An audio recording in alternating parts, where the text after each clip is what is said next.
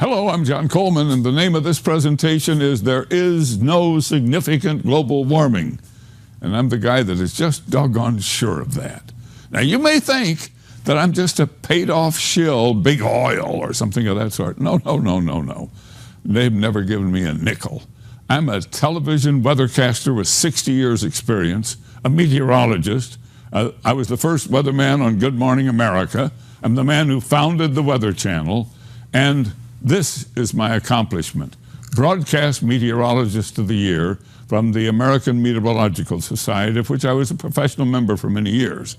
I finally quit the AMS when it became very clear to me that the politics had gotten in the way of the science, and it was time to talk about something else. Now, did we have a winter or what in 2013-14? Oh, man, did we ever. When I called for my brother in Ohio, his wife said he wasn't coming in from shoveling the snow to talk to some guy in California. Oh, man, how could you tout global warming when it was the coldest, snowiest, bitterest winter in 30 years, which it was across the United States? And it would take a lot of gall to put out a statement, as our NOAA, the National Oceanographic and Atmospheric Agency, did, claiming that it was 2013 was the warmest year. I mean, it's sheer silliness.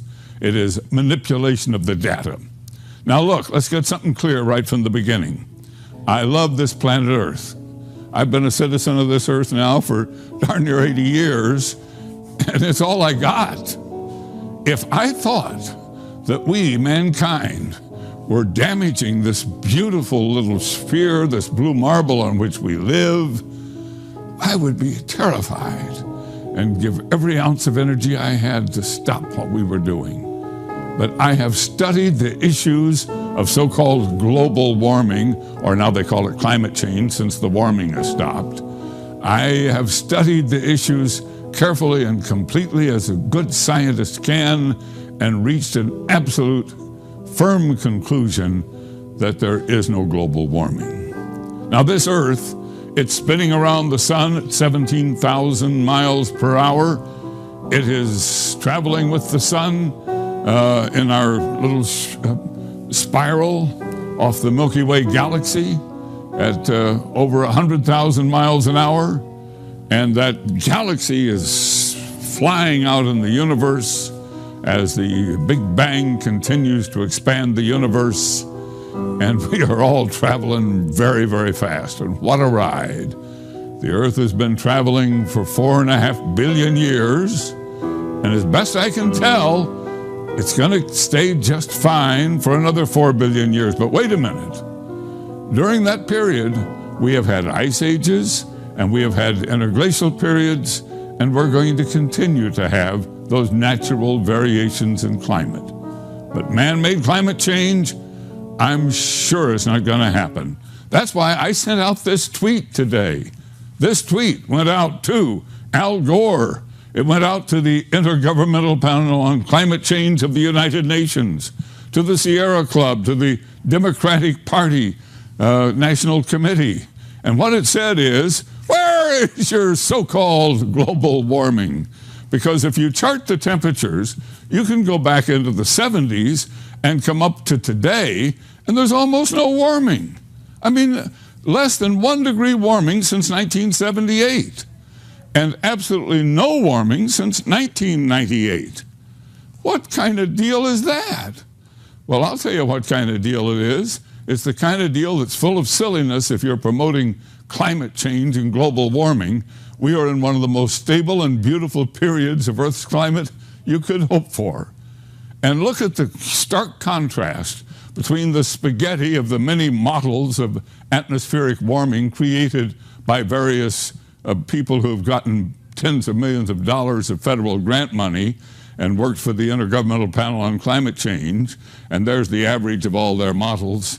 And then here's the real temperatures as measured both on Earth and with our satellites. And folks, it's just not happening.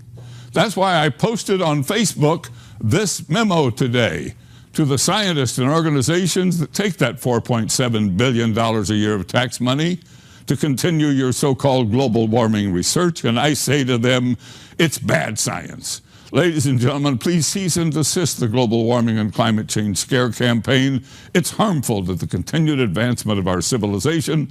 The government actions to counter so-called carbon pollution have already raised the cost of fuel, electricity, and food by an average of $1,000 a year for the average American family of four. And the $4.7 billion of our tax money a year being issued to you and your organizations is funding a wide range of meaningless studies based on this bad science that says that carbon dioxide radiative forcing is causing warming. That money could be productively spent on energy research, including graphene and thorium and other new energy sources. Your manipulated climate computer models have dramatically failed both in temperature predictions and their predicted warming signatures. Please admit your errors. It's time to put principle and that above personal wealth and status and help restore basic scientific principles to climate research. So I posted the memo and I sent the tweet. But you know, I know that you are highly skeptical of what I'm saying. How can you believe me when you see this constant stream of global warming news reports day after day, year after year, printed on the internet sites, and all the newspapers? They still print with ink on paper and roll it up and throw it in your driveway and send it in a magazine. And it's full of this stuff. I mean, it's just full of it. Even our government, our National Oceanographic and Atmospheric Agency of the federal government, has established websites to promote climate change. And of course, the New York Times, it's been leading that all along. And that's the power of money. That $4.7 billion, we have extreme natural variations in temperature. That's a hard, cold fact. But this recent warming, it's no different than the warming that has occurred many times before naturally. We had a medieval optimum when the Roman Empire flourished, and we had the little ice age when times were very tough. This little warming we have now, gosh, that's no big deal. That's just no big deal. Now, you want to talk about big deals. This is a hard, cold fact. From the ice cores, we have determined that we have vacillated on Earth between extreme ice ages and these beautiful interglacial periods of warming weather. And we live in the most recent of these interglacial periods. We've been in it for 12,000 years. Probably have another 10, 12,000 years to go before the next ice age comes on, naturally. And can we cope with that? Now, you hear about the ice melting at the North Pole. What ice melted at the North Pole? Well, it got pretty low in 2007, but this is the last bunch of years since we've had satellite observation. We've had it for about 35 years. And here's where the ice is now, and it's no big deal. And those polar bears, there are more polar bears living today than have been alive any time since we've been counting them. And they are living all around the North Pole in 19 populations. They're doing just fine. Melt is near the peak for the season, but you'll notice it's well more ice there than above average. It's near an all-time high. Oh, but the water is rising along the coast. Oh, is that right? Well, it's rising at the rate of about 6 inches per 100 years as part of this interglacial period. I mean, when the North America was covered in a 400-foot thick ice core at the end of the last ice age, the oceans were low, and then as that ice melted, of course, the oceans have risen, but that rise has been gentle and is not important. And then, superstorms. We didn't have a hurricane hit the U.S. in 2013. The year before, only a meager effort. And that so-called Superstorm Sandy, it was no big deal as hurricanes go. Didn't compare with Katrina, didn't compare with Andrew, and neither of those compared with the Galveston hurricane of 1900, long before man had any influence on climate. Oh, but tornadoes. How about those tornadoes? Well, here's the chart of tornadoes. Strong tornadoes have been diminishing. I mean, we now have so many good radars, and everybody's taking pictures with their phone. We see every tornado, it seems, that forms. But folks, there are fewer and less strong. Oh, and drought. Well, we had a big drought in Texas. It vanished. Now we have a big drought in California, getting a lot of publicity. If you look at the records, California falls into drought about once every 11, 12 years. And then we get an El Nino, and California gets the rain, comes out of the drought. I mean, we got 40 million people living in a desert. Of course they're going to have a water problem. So what? It's natural. It's not man-made. And it comes and it goes. It takes care of itself. Heat waves? What heat waves? We haven't had a killer heat wave since the 50s. So I've plotted all these hard, cold facts and presented them to you. And then I compare them to what you read in the press, what you hear on the air, what the networks tout. And you say, man, what a difference between reality and what's there. Does Coleman know his reality? You bet I do, folks. I study it every day. But how did this strange, bad science, how did this global warming, climate change, this crisis, how did it get started? Well, that's the story I'm going to tell you today. And that story begins with this great scientist, a man named Roger Revelle, who was a graduate of the University of California, Berkeley, in oceanography, who then served in the Navy during World War II, then became the director of the Scripps Institution of Oceanography, and who led research on the environmental impact of the atomic test on those atolls out in the Pacific following World War II, both atmospheric and ocean impact. And as that was coming to an end, he had greatly grown the Scripps Oceanographic Institution from an isolated small organization to a huge professional organization with many ships and hundreds of employees. It became clear he had to have something new to work on. And that's when he decided that something had to give. So he hired this man, Hans Suess, a professor from the University of Chicago who had done studies on the effect of carbon in the atmosphere. And Revelle thought maybe there was something to that. So he and Suess did a research paper, and they put it out, in which they asked the question, is mankind's burning of fossil fuels to the coal in our stokers that were heating our homes, the oil in our cars, the fuel, old-fashioned gasoline in old-fashioned cars, was all of that creating a climate issue? And this was the 1950s, folks, and the world was pretty well caught in a smog. I remember it as a boy. Most of you are probably too young to remember, but I got to tell you, you choked in the smog that hung over your towns during the winter months when all those coal-burning stokers were going, and the cars were just spewing out ash, and it was ugly because we were burning old-fashioned untreated fuels in old-fashioned cars. Well, that was the beginning. That paper that Suess and Revelle put out is actually the paper that started the global warming frenzy. Oh man, did they start something. And Revelle then, he became a powerful man as a basis of that. His science was used all over the world by other scientists. And he started campaigning to establish a campus of the University of California co-located with his Scripps Oceanographic Institution at La Jolla, California. That was a big darn deal. Well, guess what happened? It was located there, but something happened. Revelle suffered the greatest defeat of his life. He had campaigned to get that university there and thought he would be its first chancellor, but the politics backfired on him, and he wasn't named chancellor of that university, and he was hurt. So what did he do? He suddenly made a big move. He changed his life. He packed up and went to Harvard, where he started the Center for Population Studies. So there he was in Boston in 1967. Now, what does this have to do with the global warming story? This is what it has to do with it. That first year, one of his students was this young man, Al Gore.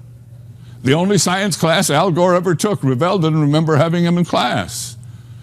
But Al Gore, who got a D in the course, was highly impressed.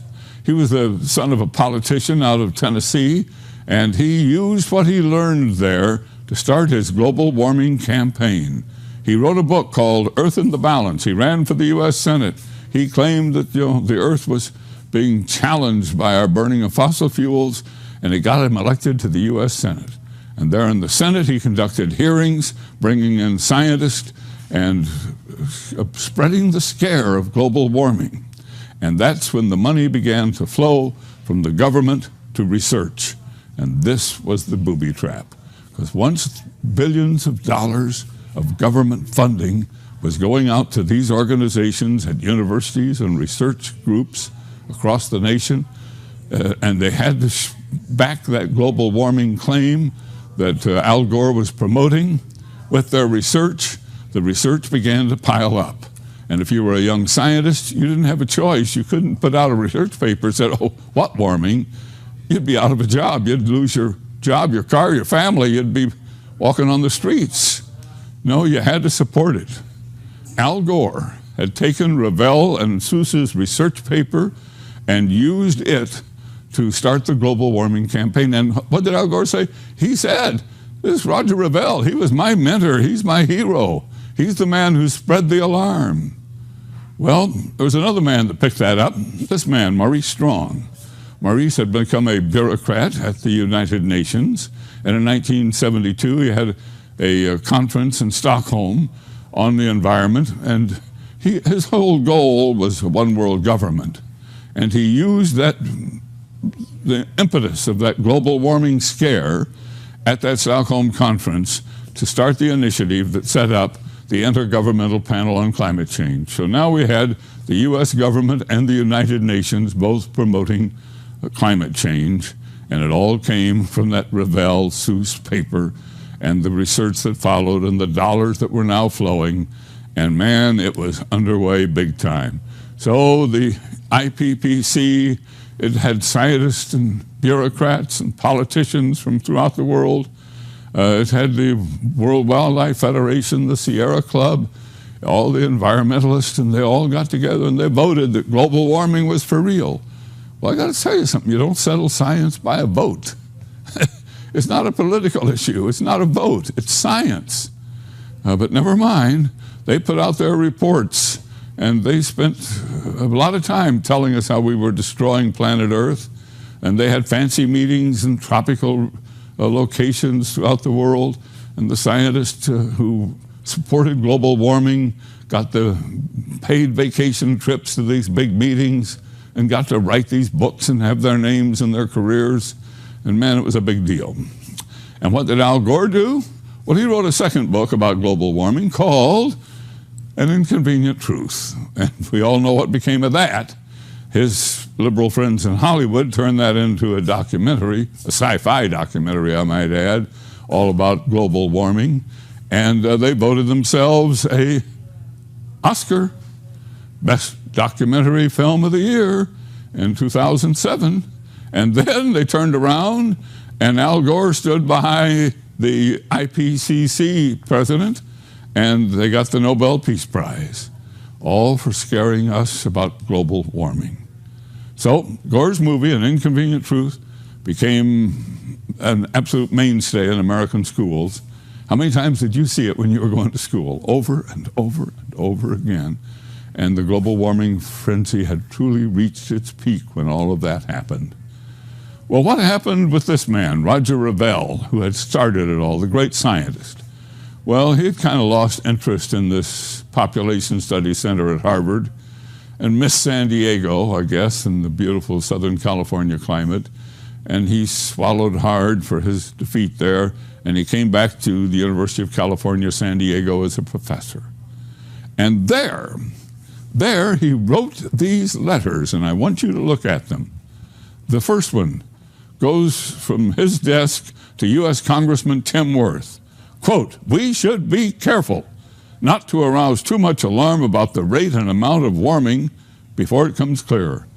And he wrote another letter here to Congressman Tim Bates. "Most scientists familiar with the subject are not yet willing to bet the climate this year is the result of greenhouse warming.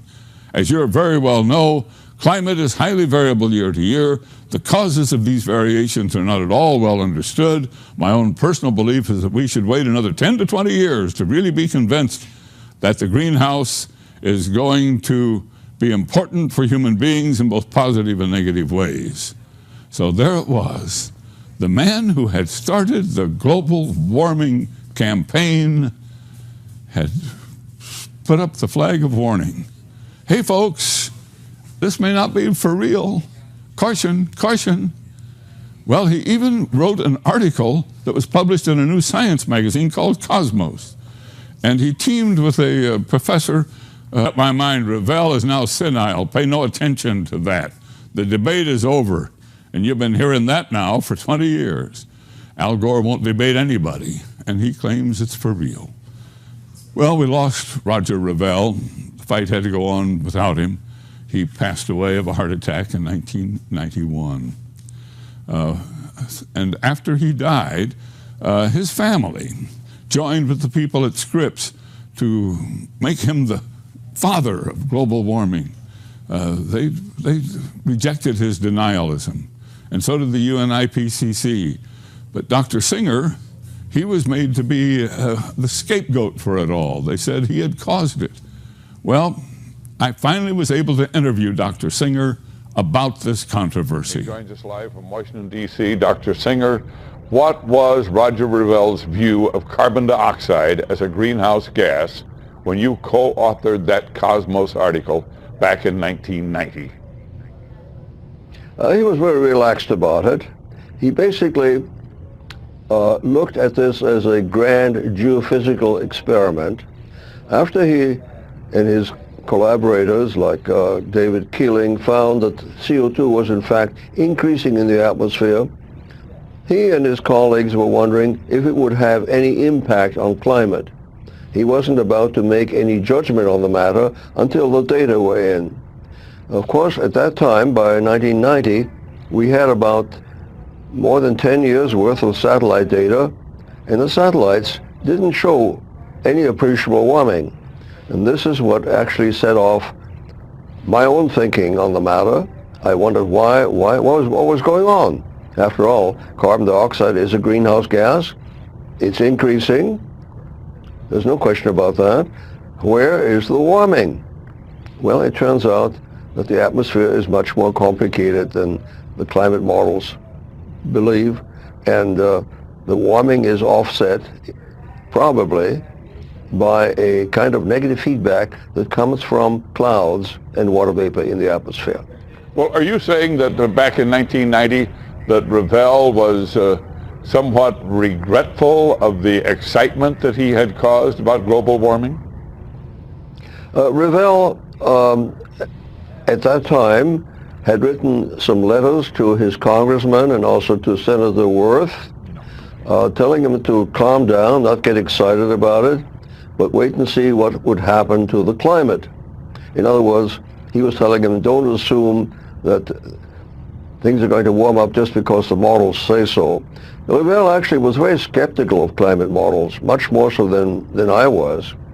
I was always more optimistic, hoping that they would improve enough so that they could really simulate what's going on in the atmosphere. Revell had not much faith in models. Well, since that time, many people have said that you were the one who manipulated Revell, that you kind of calmed him down or changed his feelings in the way you put that article together, that Gore said he was a senile old man when you co-authored that paper, and that therefore you took your position on CO2 and more or less assigned it to Revell, and they put a lot of blame on you. Well, that's absolutely untrue. First of all, if you knew Revell, you would know that he was sharp to the very, very end, and you could not change his mind. I mean, he knew what he was doing all the time. And furthermore, we have written proof. We have the letters he wrote to his congressman and to his senator. We also have an interview in Omni magazine. So there's plenty of evidence to show that he was quite independent-minded and that he didn't believe in global warming until the data would show him a warming. And by 1990, they really weren't. That is, the satellite data were not showing a warming. Did you and Revell talk about Gore at all? Actually, no, we never did, come to think of it. We only discussed the science. Revell's politics was very different from mine. He was, I think, a supporter of Gore. He was a liberal Democrat. by inclination and I think in every other way. But when it came to science, we completely agreed. Interview that I had with Dr. Singer. Now, he's not the only scientist, please understand this, who questions this global warming frenzy, this climate change scare. In fact, there are 9,000 PhDs that have signed a petition denying that CO2 is causing global warming. There's 31,000 scientists in total who have signed that petition. There is a whole organization of them. A huge group from NASA recently wrote to the United Nations and to the U.S. Congress saying, please stop the global warming scare. There is a strong movement opposed to global warming. You don't hear about it in the media because, you know, the media has that Al Gore liberal bias, so it becomes very tough. And at the Scripps Institution of Oceanography, Al Gore was a hero, and they proved it. They gave him the first Roger Revelle Award. Honored tonight at Scripps Institution of Oceanography. He was given an award in recognition of his environmental work. KUSI's Tom Jordan is live in La Jolla with more on that. Tom? Paul, Al Gore was the first ever recipient of the Roger Revelle Prize here at Scripps Institution of Oceanography, honored tonight for his work in environmental preservation. A rousing welcome for a man continuing his campaign on environmental awareness and protection. Former Vice President Al Gore being honored for his efforts with the first ever Roger Revelle Prize. I want to express my very deep and genuine gratitude for this honor. The award presented at this dinner marking the 100th birthday of the late Roger Revelle, who headed Scripps Institution of Oceanography from 1950 to 1964. Gore studied under Revelle at Harvard University in the 1960s and credits him for igniting his passion on the environment. As a former student, still a student, trying to learn, but still inspired by a great teacher who was a great scientist and a great man. Roger Revelle's work back in the 1960s was at the time considered revolutionary. Today, many scientists consider that work almost prophetic. And at that time, they wrote a short report, and we were told it was a very short report, saying that climate change is becoming an issue, the Earth is heating up, and therefore something needs to be done about that. Al Gore says he was deeply moved by Revelle's early work. He, now considered at the forefront of the global warming movement, a Nobel Peace Prize winner, an Oscar-winning documentarian, all from his work on the environment. Now he adds a new distinguished and personal honor to that list. I am deeply grateful. And tonight's celebration was part of 3 days of celebrating the life of Roger Revelle. Roger Revelle would have been 100 years old tomorrow. We are live in La Jolla. I'm Tom Jordan, KUSI News. Thanks, Tom. John Coleman believes there is no significant man-made global warming, and he travels the nation speaking on the topic. John has some insights now on Roger Revelle's scientific research and the effect that it had on Al Gore. John? Well, Revelle was a powerful man, a noteworthy scientist, and a significant force here in San Diego in the 1950s. There's no doubt that he's largely responsible for the high status of the Scripps Institute of Oceanography in its field, and for locating the University of California at San Diego, UCSD, at La Jolla. While serving as director of Scripps, Revelle and one of his researchers wrote the first modern scientific paper that linked carbon dioxide released in the air from the burning of fossil fuels and the greenhouse effect and the warming of temperatures. Well, this triggered an avalanche of research that eventually became the impetus behind the United Nations Intergovernmental Panel on Climate Change and the entire global warming encountered student, Albert Gore. He involved Gore and his classmates in the tabulating of data from a carbon dioxide study. Gore was so impressed, he wrote about it in his 1992 book, Earth in the Balance. That became the story for the movie An Inconvenient Truth, the Oscar and the Nobel Peace Prize, and some people say $100 million all came from that. There is no doubt Roger Revelle had a major impact on Vice President Gore's life. But there's a twist. In 1988, Roger Revelle was having second thoughts about whether carbon dioxide was a significant greenhouse gas. He wrote letters to 2 congressmen about it. And in 1991, he co-authored a report for the new science magazine Cosmos, in which he expressed his strong doubts about global warming and urged more research before any remedial rules. No questions, no interviews. I have learned that in 1991, Roger Revelle made what was his final speech at the high-powered, very private summer enclave of powerful men and politicians at the Bohemian Grove in Northern California. There he apologized for his research, for sending so many people in the wrong direction on global warming, and he worried about the political fallout from the UN IPCC and Al Gore. A man named Don Michael Schmedman, who lives in the San Francisco area, was there that day, and he remembers the Revelle speech very well. He has told me about it in some detail. So think of the irony. Today, Al Gore received the first Roger Revelle Award, honoring the man who sent him on his global warming campaign. But Revelle had realized that it was a false alarm and that the science was flawed before he died. Revelle died of a heart attack in 1991. It would be interesting to know that if he had lived, would he be approving of the award that was given tonight?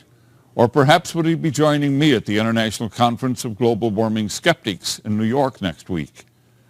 If you want to read the article on global warming that I have written, you can go to KUSI.com, click on Coleman's Corner. John, this is really interesting. We haven't heard this information at all before. Well, I've done a lot of digging over the last year to find all of this. And it really fascinated me when I stumbled across the Bohemian Grove speech. It's not documented anywhere. This is the first time your orbits have crossed, you and Al Gore. You're both in the same city for 24 hours, and we couldn't get the two of you to meet. Well, no, Mr. Gore, of course, was a former vice president. He's a man who got 52 million votes for president, served very honorably as a politician. I think he would have little regard for me. But you'd like to debate him, wouldn't you? Well, sure, I'd love to debate him, but you understand, this isn't political. I'm a journalist and a meteorologist. My interest is strictly in the science. Thank you, John. So that's the report. And I'm sure you're wondering, why haven't I heard all of this before? Why isn't the media full of it? Why do I keep hearing about global warming and its threat to our civilization? Well, it's $4.7 billion a year of our tax money, and that's the power of money. Now, everything I've had in this report is posted, including the complete interview with Dr. Singer. You only saw part of that interview. That complete interview and a lot of other material is posted on my Coleman's Corner website at KUSI.com, Coleman's Corner. Now, I would be delighted to have you look there. I'm also a regular reader of a site called What's Up With That, where my friend Anthony Watts hosts any number of skeptical papers on global warming. The research flows there on a daily basis. Now, what's going to defeat this global warming scare? I don't think it's like David and Goliath. I don't think we can defeat $4.7 billion, the Democrat Party, the United Nations, and the Sierra Club and the Wildlife Federation and all of them. They just claim that we're deniers and old goats, and they think we're bought and paid for by the big oil companies, which we are not. Don't have anything to do with them. But I don't think we can defeat them. You know what's going to defeat them? Time. A few more bitterly cold winters, a turn toward a colder climate. When the global warming fails to materialize in time, people will begin to believe. And I have noted that a recent Gallup poll shows that more and more people are saying global warming, that's not the big deal. We got a lot of big deals going on, employment, jobs, government too big, that sort of thing. The list of their concerns is very interesting. Those are on it. But global warming is down toward the bottom of the list. Thank you for watching this presentation. I'm John Coleman, and I'm always available. You can contact me by emailing to jcoleman at KUSI.com. Thank you and goodbye.